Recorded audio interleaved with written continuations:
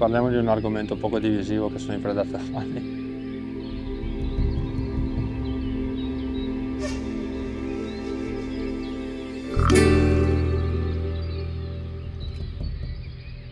La presenza del lupo a me non piace, però il lupo di per sé non è un animale che io demonizzo.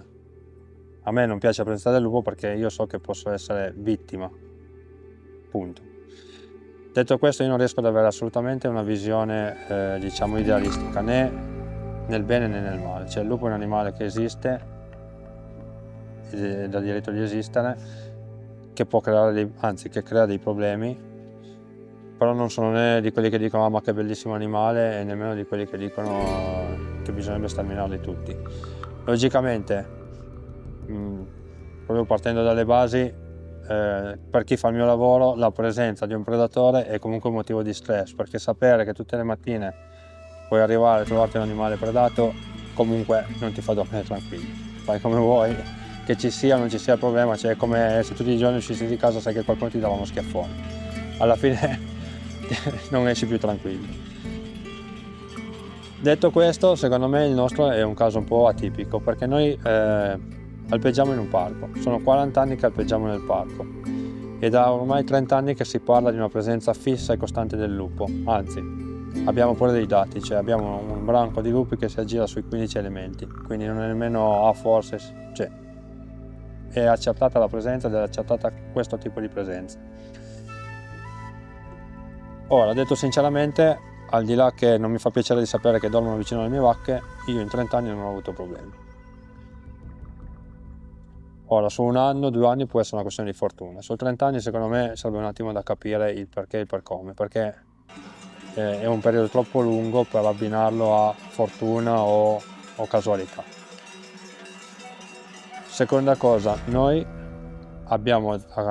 utilizziamo degli accorgimenti, però sono degli accorgimenti che poi ti dico, ma non sono, diciamo, né i cani da protezione né le reti, perché intanto per come è concepito il nostro alpeggio sarebbe impossibile recintare, è troppo dispersivo, è troppo boschivo, è una cosa quasi impossibile da fare, anzi impossibile da fare.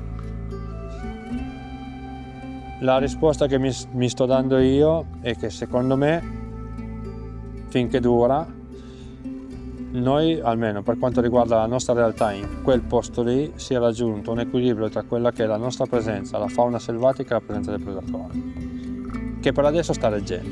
Non so se continuerà a reggere, però per adesso sta reggendo. Il giusto equilibrio significa che banalmente noi non sovraccarichiamo l'alpeggio, perché banalmente è un alpeggio che non ci permette di accedere a fondi pubblici, però nemmeno non ha dei costi eccessivi, quindi non abbiamo bisogno di andare a sovraccaricare per rientrare delle spese. Io penso che i nostri animali pascoleranno siano il 40% dell'alpeggio, quindi di per sé c'è spazio anche per tutta la fauna selvatica e di per sé il predatore per adesso ha altro di cui occuparsi. Gli accorgimenti che abbiamo messo in campo noi, perché ovviamente siamo consapevoli che c'è un predatore. Allora, intanto questo l'abbiamo sempre fatto, però so che alcuni non lo facevano, noi ci garantiamo. La presenza umana con il bestiame è costante. Cioè non esiste che magari rimaniamo 2 giorni senza vederle perché tanto sappiamo che c'è erba, acqua, e tassativamente tutti i giorni siamo presenti con gli animali. E questo non è così scontato, perché io, se ti dico che quest'estate ho fatto quasi 2000 km per seguire i miei animali, cioè non è che esci di casa e li vedi lì. Quindi è tutto un lavoro. Ovviamente abbiamo per esempio eliminato completamente i parti in alpeggio, perché tanto il vitellino è una preda più facile, perché l'animale per partorire si isola dalle altre. Banalmente facciamo dei gruppi di animali non troppo piccoli, anche sugli animali più giovani cerchiamo sempre di avere, che ne so, banalmente qualche madre col vitello, perché sono più protettive.